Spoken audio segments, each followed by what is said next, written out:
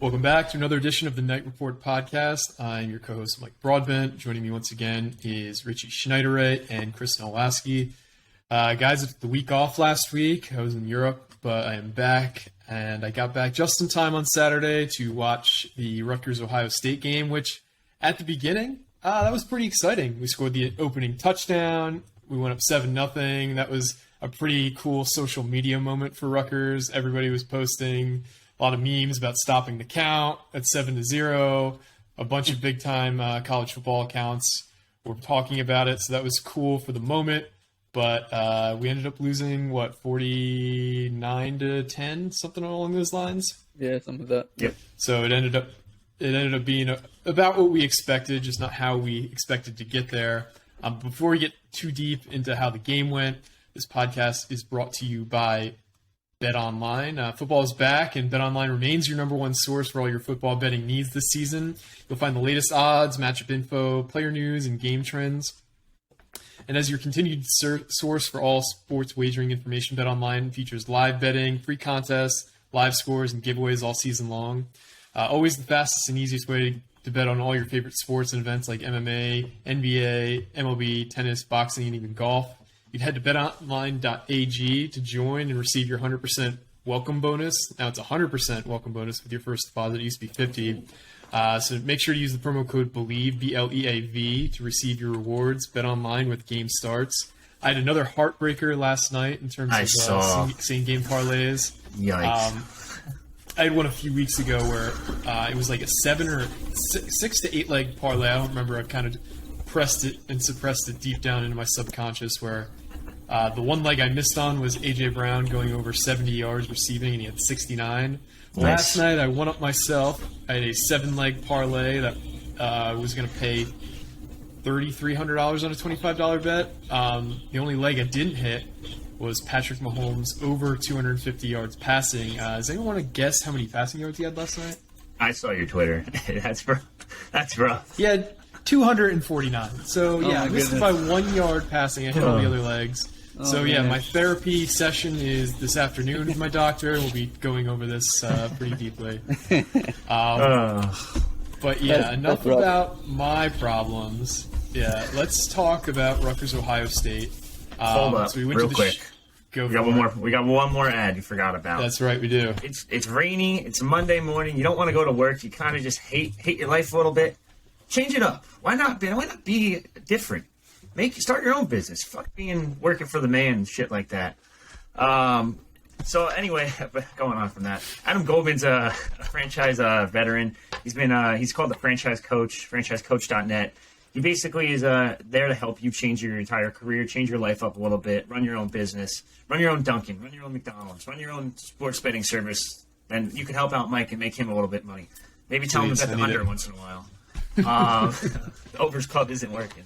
Adam's a Watchung Hills high school guy, New Jersey guy, Night Report member, Scarlet Night fan, franchise veteran for over a decade. He's been doing this forever. The man knows what he's doing at this point. Hit him up if you want to change your career. It's a free consultation process. It's 844-800-3726, or like I said before, the franchisecoach.net. You own your own business today. That was good. That was a great one. That was a good one. Oh, that was pretty good. Not gonna lie, that's pretty good one. I'm getting better.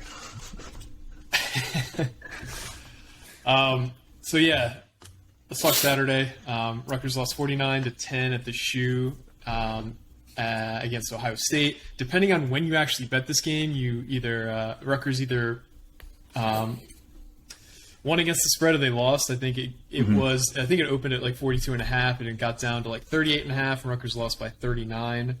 But let's just talk about high level how we all thought this game went. Obviously, pretty wide disparity between where Rutgers is and where Ohio State is from a lot of levels, recruiting, coaching, NIL money. But how do you think Rutgers fared against Ohio State on Saturday?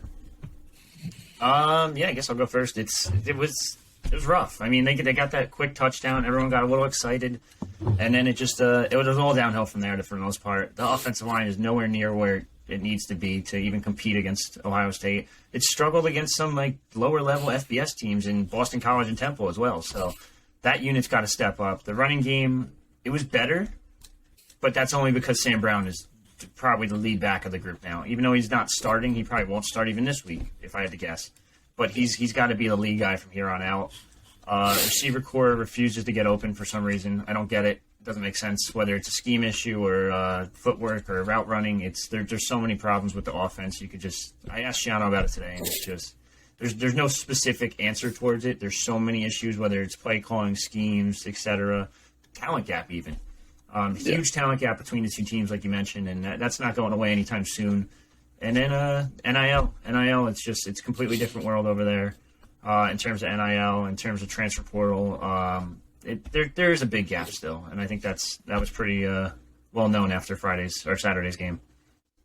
Yeah, I mean, there's not much really to talk about in this one. I mean, everyone knew that Ohio State was gonna kind of win easily against Rutgers. Both sides had a lot of injuries, especially Rutgers in the secondary. But even if all those guys started, I don't think it obviously wouldn't have mattered. I mean, the Ohio State receivers everyone's so fast and quick, and they're open by a mile. The defense did get a couple hits on C.J. Stroud, but overall, the offense or the defense got picked apart there. Like Richie mentioned, it was fun early after the muff punt, and Rutgers got good field position and scored. I think that was Rutgers' first ever lead against Ohio State. So I mean, I know Mike mentioned all the Twitter posts and everything like that. So Rutgers was able to have fun for a while. But obviously, the team itself didn't go there just to score and touchdown early. Obviously, they went there to win. Obviously, that didn't happen. Nobody thought that was going to happen. But it seems like nobody really got extra hurt in the game. So I'm pretty sure. So everyone should be okay coming up against Nebraska. But yeah, and then also I had some fireworks at the end in the fourth quarter when Aaron Cruikshank hit the punter, and Shiano came. You said the punter got hurt. Yeah, Shiano came sprinting across the field, started yelling at Ryan Day and all that. Taking care of his players there, which I loved. I love that. I love the Cruikshank hit. I mean, if the punter wants to go for it, it's fair game. Smack him. I don't care. And Shiano obviously yelled at him. They all said, they were friends after the game. Everything was fine, but yeah. But before we go any further, Mike, I need your impersonation of Shiano running across that field. What the hell did he say? You're a good lip reader. I know you got it. So I am not a lip reading expert, but he was definitely looking like he was putting the Maloika on somebody on the Ohio State coaching staff. I also think that Shiano would just tear Ryan Day's head off if he got the chance, and I don't. Oh yeah. I think Shiano would probably be like a minus 1,000 favorite in an actual fight with Ryan Day. So I don't think Ryan Day actually wanted any of that smoke, but I think he had a lot of four-letter words for Ryan Day, especially because it looked like he was yelling at Aaron Cruikshank with the entire Ohio State sideline around him. So I get why Shiano was not happy with that situation. Yeah. I think Ohio State kind of made it a lot more hostile than it had to be. I also don't think Cruikshank should have been thrown out for that hit. I thought that was one of the many referee. Not that we would have won the game had the referees been fair, but the refs on Saturday were just horrible, calling basically everything against Rutgers that they could possibly find. Ticky-tack, little bullshit penalties, and not really calling any penalties on Ohio State as blatant holds that we saw a couple times. I saw a bunch of holds. Yep. I did want to talk about how it seems like they're digging into their bag of trick plays a little bit the last few games. Like we saw that attempted trickery on the kickoff where I think Josh Youngblood was laying down in the end zone against Iowa 2 weeks ago. And then this week we had the onside kick early in the game right after the first touchdown. Mm-hmm. We had that Philly special looking play to Johnny Langan that got like 4 yards. Yeah. But we've seen some of the trick plays come out. Do you guys think there's more of this playbook that's going to be exposed over time, or is that just like a thing that they drew up for this week specifically? I'd say it's probably for this week specifically because it's no secret over the years playing Ohio State, they've been getting really tricky in terms of there was an 11 lateral play at one point. They just try to do anything they can in terms of score against Ohio State. It's only to overmatch the talent gap, like we mentioned before. And I think the same thing with Iowa. Like it's more of like on those kickoffs, like it's like, hey, if they can't see him in the end zone, like, you know what, just chuck it back to Youngblood, let him go up the sideline instead. For the most part, I think you might see stuff like that, like kick return stuff and special teams trickery, but I don't think you'll see a whole lot of it going forward, unless there's a big gap, and like maybe like a Michigan game, like who's been pretty good this year. Maybe you try to pull a surprise on them once in a while, but I don't think you're going to see it more than maybe once a game, if that. Yeah, I mean, that's fair. you saw. I mean, I knew Rutgers was going to open the playbook more. Once Big Ten play started, they were very vanilla against Temple, and Shiana even alluded to it. Before the Iowa game that they wanted to pass more, and we saw that against Iowa. And I personally kind of disagree and say that these type of plays will be a part of every week's game plan. I think that Rutgers knows it doesn't have the ultra talent, I guess, to match up with all these teams. So, but I think you'll even see it against Indiana or even Nebraska this weekend. I mean, I think Nebraska has a really good team, and maybe the record doesn't show, and they have a new coach and everything. But I think if Rutgers really wants to win, then they're going to have to kind of get into his bag of tricks to kind of pull something out. Yeah, for sure.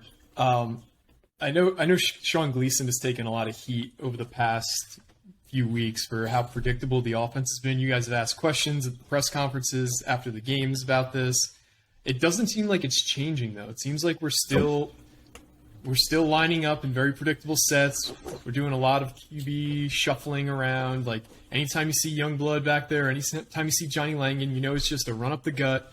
Why do you think they're insisting on running these predictable plays where the expected value of the play is so low? Like there's no way Johnny Langan is going to run for a 70-yard breakaway touchdown against Ohio State. Not that that's expected, but there's such a low ceiling on these play calls.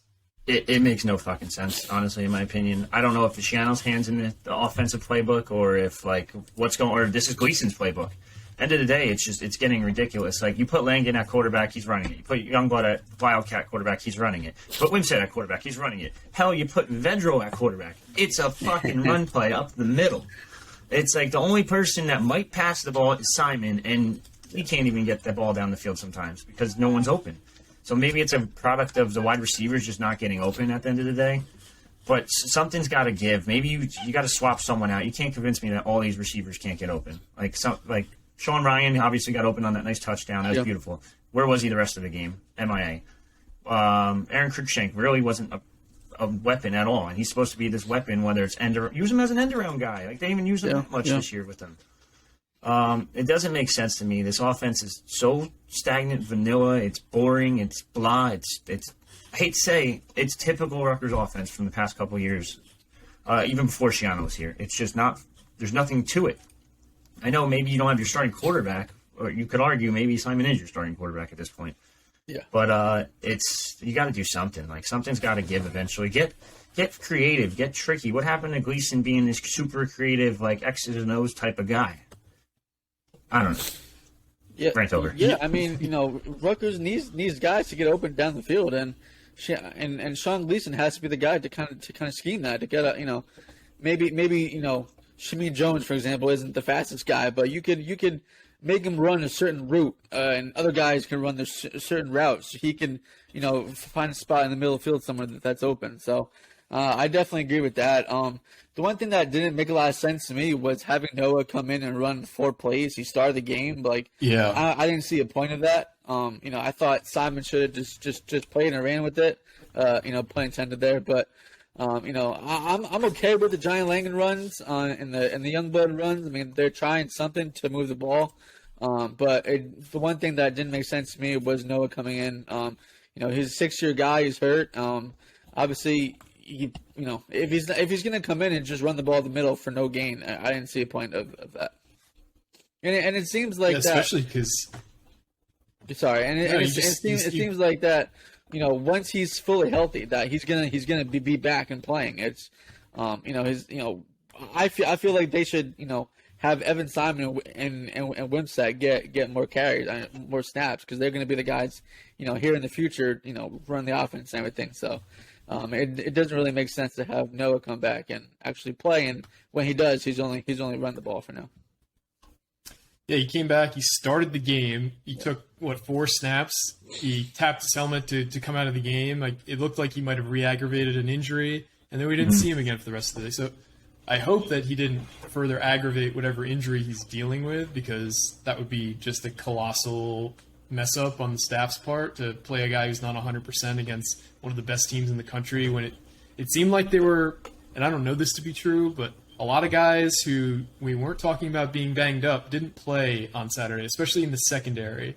So maybe that was a kind of a surrender punt kind of way of looking at injuries, like Longerbeam's not 100%, why bother? Dezig Benusin's not 100%. He was obviously missed last week too. Let's not bother. Shaquan Loyal isn't 100%. Let's not bother. So we did have a lot of guys in the secondary out. But I just that's the kind of game where as long as you don't get 78-0'd and you can get out of there without injury, that's kind of the best you could hope for in year 3 of a huge rebuild like this. So I don't know. I hope Noah's all right, and I hope that this didn't affect his timeline, because while I don't think his ceiling's necessarily that high, we haven't really seen what he could do around with this refactored offensive line this year. So I would like to see at least a little bit of Noah running the offense to the best of his abilities. Yeah. I did want to talk about the defense a bit.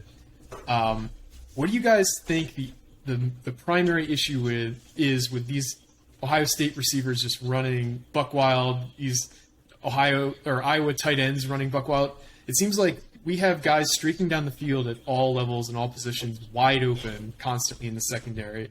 It seems like we have some good players in the secondary, but there's guys just wide open all the time. What do you think the cause of that is? Well, I mean, for starters, like in terms of tight ends, that's linebacker coverage for the most part, and it's just not a deep linebacker unit. Obviously, Jennings did okay. He actually did pretty solid. Tyreen Powell actually struggled a little bit, and I think at the end of the day, there's still a talent gap. Like Tyreen Powell might be a pretty damn good Rutgers linebacker, but he's not an Ohio State linebacker good or like a Michigan linebacker good. Like end of the day, they need people there. There's no pass rush either, so the guys are getting million seconds in the pocket, whether it be C.J. Stroud or Kyle McCord. I guess kind of mostly just did handoffs at the end, but there's no pass rush from this defensive line that's supposed to be pretty experienced, supposed to be pretty deep. Keontae Hamilton obviously got banged up a little bit, came back in, but he wasn't doing much. Ahanatu, Maije, like there's just not a whole lot going on with the D-line group as a whole. And then, like you said, the secondary was depleted a little bit because they were missing like some youngsters and Loyal and Longerbeam, but they're just not stepping up. Like Melton was supposed to be the best player on this team, in my opinion, and he's just not there this year for the most part. Safeties, Isian's been solid up and down, I guess you could say, but he's even been exposed a couple of games, whether early Boston College game. He might have had 16 tackles last week versus Iowa, but this week he was nowhere to be found. And then you lose Igbinosin, another starter, and then you got Kassan Abram out there who's getting torched a little bit. And it's overall it's just extreme. There's really no explanation. They're just talent gap. The guys aren't in right places at the right time. Maybe they're being too aggressive at times, and then there's no pass rush. End of the day, it's the trenches. I know it sounds like we're on repeat at this point, but if you don't win up front, you're not winning the game probably. Yeah, I was going to mention, that sometimes they can be too aggressive. I think a lot of times, Izzy comes on blitzes or they blitz whoever. Maybe that leaves the secondary on the island, but no matter what, these Ohio State receivers are probably going to get open because they're too good. And also, Jackson Smith-Njigba didn't even play, and a lot of the other receivers on the Ohio State were getting wide open. So, but the one player that I mentioned was Kassan Abraham in my stock down post. I'm a little surprised how kind of a shaky season he's had, just because he played extremely well last season. He started this week only because Longerbeam was out. But yeah, he got burned deep on a long touchdown. But yeah, I'm a little surprised that he's not playing well. But yeah, other than that, the defensive line has to really step it up as the season goes along. They have the dudes to do it. They have what Channel says they have 10 guys that could play, so they have the numbers and they want to keep people fresh. But the guys just still aren't really getting the job done all too much. And again, it's Ohio State. Maybe we're being too hard on the guys against playing Ohio State, but I guess we'll see what happens, next week and the weeks after when when the talent gap, I guess, is somewhat closer. Yeah, and there were two main positives that I wanted to talk about from this game. The first we already kind of discussed with Samuel Brown. I thought Sam Brown looked awesome in that game. Regularly just breaking the first tackle or shedding the first contact. He had, probably 2 or 3 runs of 15 yards plus. He's obviously not super fast, but he's huge. I remember the first time I saw him in a game this year, I was like, why is Willie Tyler lined up in the backfield? Because he's number 77 versus 27. I'm like, oh my God, that's freaking Sam Brown. He is huge. But I think, like you said, I think we may have found our bell cow running back moving forward. He was a highly rated recruit, 4-star out of LaSalle High School, I believe, in the Philadelphia region. He wasn't an early enrollee, which is surprising to say because it's basically a standard that you're enrolling early now. So he came in the summer. So we hadn't heard too much from you guys about him, but that was my first main positive. My second main positive, I thought we played really well in the red zone. We had we had that 1 7-play stand where they got bailed out on a 3rd down, pass interference on Deion Jennings, I think. Deion Jennings or Braswell. But we were regularly making C.J. Stroud pretty uncomfortable in the red zone. Yeah. And then they scored on 4th and goal on, just a walk-in touchdown. But just take either of those points that you guys want to talk about. Those were the two main positives I saw from this game. Yeah, I know we said it off air, but I think Sam Brown, and you just mentioned it too, Sam Brown's got to be your go-to guy at this point. You should have a pretty good rotation kind of going because you do have a speedster in Salam. I hate to say it, but Monangai might be the odd man out. He got blown up on a couple of pass blocking plays, and when you have a future of a Salam guy who's that speedster and Brown who's just kind of that power back that Rutgers has lacked for so many years, it's going to be hard for him to see the field. I still think once Aaron Young's healthy, who I believe he did warm up. I don't know if he dressed or not. I got to double check on that. So I still think he's going to be factored in quite a bit as well. I think those might be your 3 guys, and I think there's going to be an odd man out. And if you're a Rutgers or a Rutgers fan or John Newman specifically, get Sam Brown the NIL deal now because you got to keep him for 4 years at least. There he burned his red shirt, so 3 more, I guess, after this. Yeah, Sam Brown looked really good. He had over 75 yards or around that number. I did the math, and Monangai and Salam had 5 yards total. At the end of the 3rd quarter, and Sam Brown had over 70. So he played extremely well.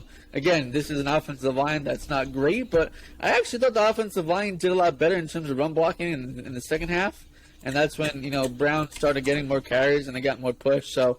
The two kind of went hand to hand, but yeah, I agree. I think Sam Brown should get more carries.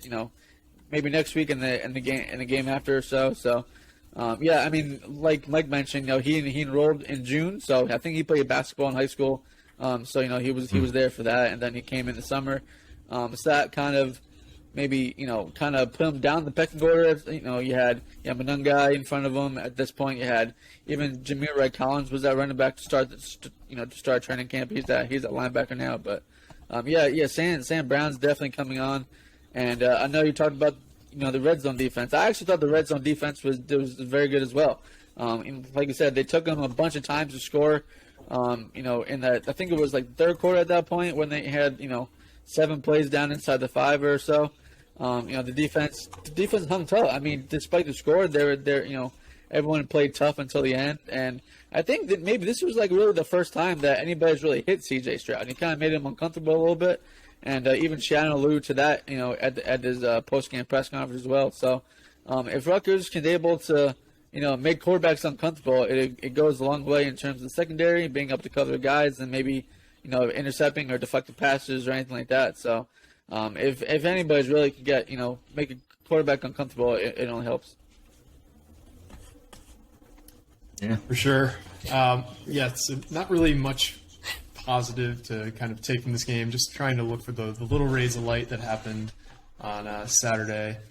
And we have a huge game this Friday against Nebraska. So obviously traveling back from Ohio State on a short week isn't ideal. Nebraska, we're going to go into further in depth this week at some point. We're trying to get a pretty big guest this week for the pod. So stay tuned to your podcast feed because I think you guys are going to like who we are going to get. Oh, he confirmed it too. He just sent me a message. It's good to go. All right, perfect. So we have a very special guest, probably Wednesday for you guys for the pod. I'll put it out Wednesday. So stay tuned to your podcast feed for that. Let's talk a little recruiting though. You started to kind of see some names pop up about who's going to be there on Friday. Do you expect a pretty big turnout for this Nebraska game? Yes and no. So it's Friday night. Most high schools are probably playing their games on Friday night, so they're probably not going to make it. But there are a couple names already confirmed coming up from Florida. 3 Canadian guys, but they're playing our high school ball down in Florida at Jackson High School in Miami. Ty Cool Hill Lumen, Junior Mensama. I don't know if I got that right, but two of the coolest names I think I've ever had to deal with, other than like in recruiting. I think still Wild Goose might still be my favorite one of all time. Yeah. But yeah, I mean, both guys have Rutgers offers. Rutgers offered them not too long ago, sometime this summer, and I mean they're coming up, and they're Canadian guys, so it's not too far from home to play at Rutgers. It's both of them have a bunch of SEC offers, a bunch of Power 5 offers, so they're big name kids. I expect the list to keep growing for the most part. I do think there are some schools that play on Saturdays, so you'll get lucky with some of those kids. Like I think St. Joe's Big North plays a lot of Saturday games. So maybe a couple St. Joe's guys show up. I'm sure you'll get a couple of your commits, whoever's not playing, whether that be Stone, who's been at every game so far, or Jasir Peterson, who's been on campus 122 times at this point. I did talk to a couple people. They are still reaching out to a couple of, like, I don't want to call them no-name quarterbacks, but there are a couple quarterbacks out there in 2023 that they're still, like, keeping tabs on. Dante Torres out of St. Anthony's in New York, they're keeping an eye on. He's got a couple offers, nothing big. I think it's like Stony Brook, New Hampshire, Buffalo, something like that. There's another kid down in North Carolina and South Carolina area they're keeping an eye on. I'll have all the names posted on the board this week. I just got to put it all together. But, yeah, overall recruiting's kind of weird. There's a Jersey kid, too, that I'm hearing wants to transfer back home. Now, mind you, he hasn't entered the portal yet, but he's probably going to enter the portal. No one's reached out to him because that would be tampering, and don't even like speculate with that one. But I know he's just not happy at his Power 5 location, so you can kind of go do the math there. But a potential quarterback option for Rutgers this offseason, and it's going to be interesting. They're going to hit the portal pretty hard, and I think you have to, whether that be O-line, receiver, quarterback, every single offensive position. Yeah, I'm kind of. So people are kind of talking on the boards about like, you know, what we should look for in the portal this winter, and I've started to come up with like a wish list of guys who are either playing at like a lower level or and playing really well, or guys who I just think would make sense based on like ties to the area. So stay tuned to that. It's gonna be a pretty huge post. I already got like 2 pages just on quarterbacks alone, so we're working on that later today. They need a quarterback? I think they do. I think it's pretty obvious we do, but we'll see if they actually go after a quarterback. You can't rock with 2. Yeah. Like, it's just not a thing. Yeah. Like, I don't care, portal, not portal. You bring in a body at the very least.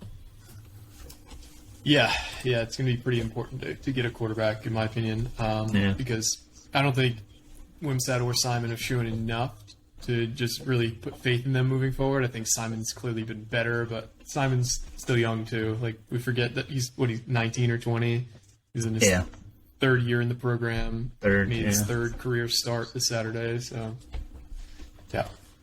yeah, interesting stuff. So we kind of hit on a lot. Do you guys have anything else you wanted to hit on before we sign off? Chris, you go first. Yeah, I just have one thing. So I actually, I'm sure you'll talk about it with, in your Nebraska preview, later on. But I actually did watch most of the Nebraska-Indiana game last week, and brutal. The one thing that really stood out to me was obviously Nebraska. It's a home game, and all its fans are, insane, and they're all still there despite all the coaching changes. And I thought, the whole team and the coaching staff had so much energy. He was high, new coach Mickey Joseph, I think his name was. He was high-fiving dudes all over the place. He was fist pumping, jumping, everything. It seemed like everybody really wanted to play for him. Obviously, they got the win over Indiana. They still have a lot of really good players on that team, and I think it's definitely still a winnable game.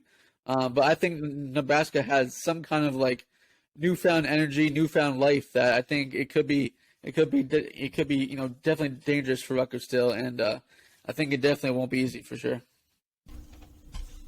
Yeah, that's pretty accurate there. Got a couple of things. So Hoops Media Day is next week for men's. Women's is this Thursday.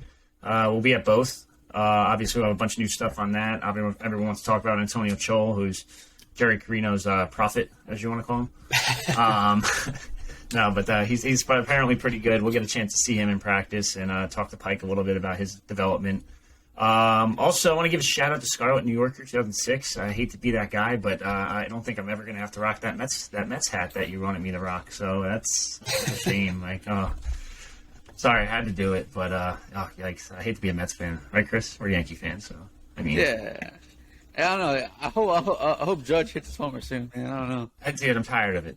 Just hit the homer. I know. I kind of I haven't actually watching the games the past couple of days because I've been watching it because every college football game puts it on, and it's like Jesus. Why do we glorify hitting the 60-second home run, which is the American League record? There's somebody who has 73 home runs in a season. Why do we give a shit if a guy hits his 60 seconds? That doesn't count. 60 It doesn't count. They're all drugged up.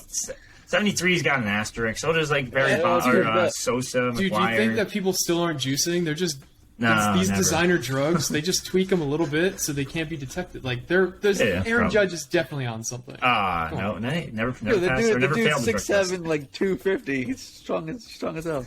Just give him a meatball at this point. It's over. Just give it to him. But why do we care? It's not it's not like the major league. Seriously, is it just everybody at ESPN who runs their sports media department? Are they just Yankees fans? Why do we cut into all these games just to show Aaron Judge? It baffles me that they're making this big a deal about him going after 62. I mean, I don't know about the ESPN stuff. I don't really watch ESPN, to be honest, so I don't really know about that side. But I think it just has to do with with it being the Yankees, and obviously, I watch the Yes Network, and they make a big deal out of it. So Yankees Twitter and everything like that. So I mean, it still is a big deal. I mean, it's still the American League record. Yeah, I mean, maybe it's not Mark McGuire, Sammy Sosa, Barry Bonds or something, but those guys are obviously cheating and everything. So I mean, it's definitely a big deal. I don't know. Mike, you sound like a salty Phillies fan. Am I right? No, I just think it's insane. Everybody is pissed off about this on Twitter, and I agree. Would we cut in every time we don't the Packers cut in for were the president half the time? He had an address last weekend. We didn't cut college football. That's what I mean. If we're not cutting in for the president, why are we cutting in for Aaron Judge coming up 7-0 in the bottom of the eighth? In a meaningless game, essentially. You wouldn't cut in if Aaron Rodgers was about to set the NFC record for touchdowns because he's in the red zone. It just doesn't. I don't know. I think it's stupid, but I don't know. That's just it is what it is. I mean, it is what it is. That's it. That's all I got for today. I'm done. That was a good ending. All right, guys. Well, appreciate you tuning in once again for another episode of the Night Report podcast. Keep your eyes on the feed this week because I think you guys are going to like the next episode. We're going to do a basketball preview soon because you guys, Antonio Chol wasn't actually on the team when you previously saw them, right? So that's going to be pretty interesting to get your guys' opinion because it sounds like I don't think Jerry Carino would necessarily gas him up unless it was legit. And he said he was the second best player on the floor for the practice he went to, second only to Cliff. So I'm really excited to hear more about the basketball team from you guys. But once again, we appreciate you guys tuning in. This has been another edition of the Night Report podcast. Signing off.